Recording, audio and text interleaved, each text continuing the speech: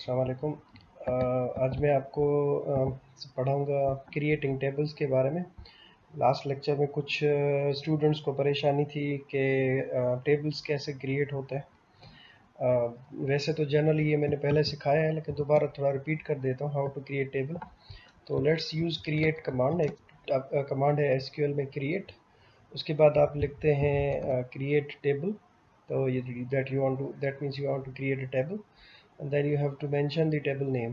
तो टेबल का नाम मैं यहाँ पे रख रहा हूँ, फॉर एग्जांपल स्टूडेंट्स वन, ठीक है। और उसके अंदर आप बताते हैं फिर कॉलम्स, कौन कौन से कॉलम्स आप बनाना चाह रहे हैं। तो पहला कॉलम जो है वो मैं बनाना चाह रहा हूँ रोल नंबर का, फॉर एग्जांपल। और उसकी जो डेटा टाइप होगी वो 3 होगी, फॉर एग्जांपल। और नंबर जो है उसकी डेटा टाइप है और 3 उसकी साइज़ है। और उसके बाद दूसरा कॉलम क्रिएट करते हैं फर्स्ट अंडरस्कोर नेम, और उसकी जो डेटा टाइप होगी वो होगी variable character, so varchar 30। And then we are going to create another column. The name of the column is marks, for example, and the data type of this column would be 30 for 33, for example। And then let's make this column as primary key. If you want to make this table this column as primary key, then you just make primary key by specifying, by writing this keyword primary key, ठीक है। सो ये दो keywords हैं, primary की।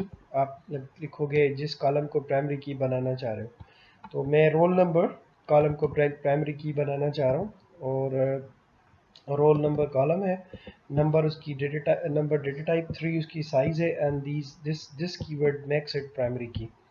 इसको execute करते हैं। तो ये टेबल बनाने का सबसे आसान तरीका है। तो आई थिंक ये टेबल पहले से मेरे पास बना हुआ है। तो let's make it table students 2। तो ये देखें टेबल क्रिएट हो गया स्टूडेंट्स 2 के नाम से, और टेबल क्रिएटेड का मैसेज आ गया। अब अगर आप इसको टेबल को देखना चाहें, तो टेबल को देखने के लिए आप इसकी प्रॉपर्टीज़ को या इसके स्कीमा को देखना चाहें, तो ये जस्ट राइट डिस्क्राइब स्टूडेंट्स 2। तो आपको इसकी प्रॉपर्टीज़ कह लो या सिलेक्ट करके चलाइएगा, क्योंकि पहले क्यूरी ऊपर की मुझे नहीं एग्जीक्यूट करनी, ये एग्जीक्यूट करनी है। तो सिलेक्ट करके रन करेंगे तो ये you can C now that student table is created. और उसमें रोल नंबर कॉलम है जिसकी डेटा टाइप नंबर है, दूसरा first name column varchar data type है, मार्क्स और उसके नंबर डेटा टाइप है, ठीक है। और ये देखें ये 1 इसके सामने लिखा है रोल नंबर के सामने, तो दैट मीन्स कि ये प्राइमरी की है। बाकी जो 2 कॉलम्स हैं ये प्राइमरी की नहीं है हमारे। तो this is how you create table. It's very simple. आपने क्रिएट का वर्ड लिखना है, टेबल जो है वो कीवर्ड है, उसका नाम देना है। उसके बाद उसके कॉलम के नेम्स बताने हैं, ठीक है, और कॉलम्स के सामने उनके डेटा टाइप्स को मेंशन करते जाना है। अच्छा, उसके बाद अगर इस टेबल के अंदर आप देखें, आपको अगर कोई कॉलम मिस हो गया, फॉर एग्जांपल मुझे रोल नंबर कॉलम है, फर्स्ट नेम कॉलम है, मार्क्स का कॉलम है, लेकिन मैंने इसमें सपोज़ लास्ट नेम कॉलम या डिपार्टमेंट आईडी कॉलम मैंने नहीं लिखा, इसमें डिपार्टमेंट आईडी कॉलम में लिखना भूल गया, तो बाद में कैसे ऐड हो सकता है। तो ये जो टेबल है स्टूडेंट्स 2 का, इसमें मुझे यहाँ पर ये कॉलम चाहिए डिपार्टमेंट आईडी, डीपीडी आईडी जिसको मैं कह लूँ, ठीक है। तो ये कॉलम ऐड करने के लिए मुझे इस टेबल को जो है वो अल्टर करना पड़ेगा। अल्टर एक कमांड है जिसके थ्रू आप टेबल को बाद में, अगर कोई टेबल पहले से बना हुआ हो और उसको बाद में आप टेबल को कोई नई चीज़ ऐड करना चाहें, कॉलम नया ऐड करना चाहें या रिमूव करना चाहें, तो आप अल्टर कमांड के थ्रू कर सकते हैं। तो लिखेंगे अल्टर, ठीक है। ये मैं कैप्स में लिखता हूँ ताकि आपको समझ आए कि ये ओरेकल के वर्ड्स हैं एसक्यूएल के। तो अल्टर टेबल, और उसके बाद टेबल का नाम है स्टूडेंट्स 2, ठीक है। एंड देन आप उसमें कॉलम ऐड करना चाहते हैं तो लिखेंगे ऐड, और अब कॉलम का नाम बता दें। तो कॉलम का नाम है डीपीडी आईडी, और उसकी साइज़ में रखना चाह रहा हूँ डेटा टाइप नंबर, और साइज़ उसकी 3 रखना चाह रहा हूँ। टर्मिनेटर लगा दें। अल्टर, दोबारा देखें, अल्टर टेबल, टेबल का नाम, जिस टेबल में कॉलम ऐड करना है, ऐड कीवर्ड है एसक्यूएल का, add.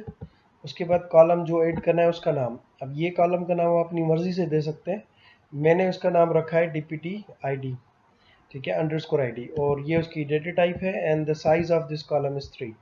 So if you run it तो यहाँ पे देखें ये कॉलम ऐड हो गया और यहाँ लिखाया है टेबल अल्टर्ड।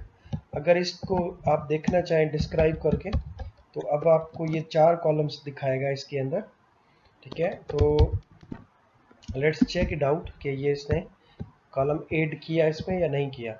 तो now if you can see over here 4 columns हैं, roll number, first name, marks और डीपीटी आईडी। 4 कॉलम्स हैं, नंबर है, वेरिएबल कैरेक्टर, ये मार्क्स का और ये डिपार्टमेंट का कॉलम है।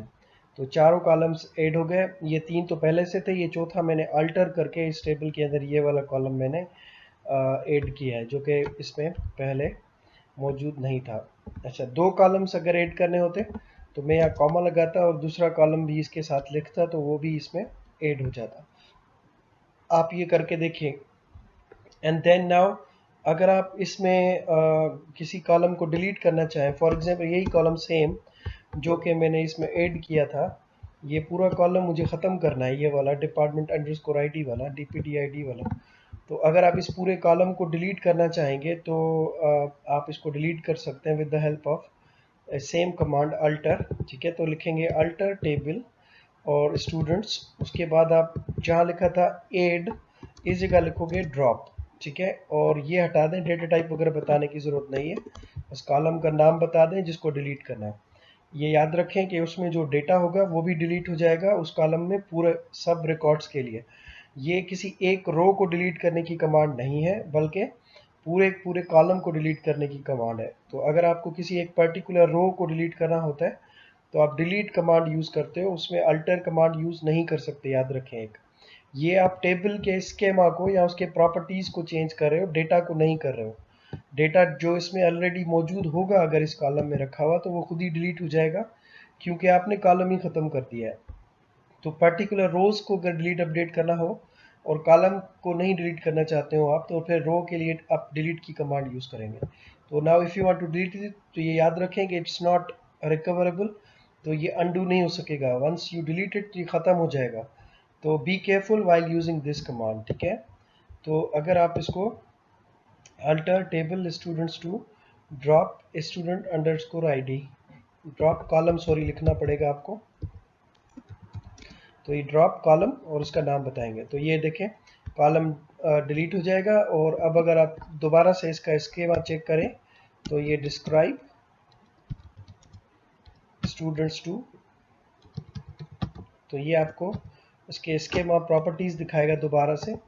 तो अब अगर आप देखें तो इसमें जो कॉलम हमने ऐड किया था डिपार्टमेंट अंडरस्कोर आईडी का, वो कॉलम डिलीट हो गया या रिमूव हो गया, ठीक है। तो ये मैंने आपको 2 चीज़ें सिखाई हैं आज, 3 चीज़ें बल्कि सिखा दी कि एक टेबल कैसे क्रिएट होता है, ठीक है, और उसको अल्टर कैसे करते हैं। अल्टर के अंदर आपको मैंने ऐड बताया कॉलम का कि कॉलम कैसे ऐड किया जाता है, और इसके अलावा मैंने आपको बताया ड्रॉप कैसे किया जाता है कॉलम को, ठीक है। तो ये आपको इसमें जिनको भी कन्फ्यूजन्स थी वो क्लियर हो गई होंगी। अगर अभी भी कोई क्वेश्चन हो, कन्फ्यूजन हो तो क्वेश्चंस पूछिएगा, then I will answer it in the comments, या फिर क्लास में भी डिस्कस कर सकते हैं। Thank you.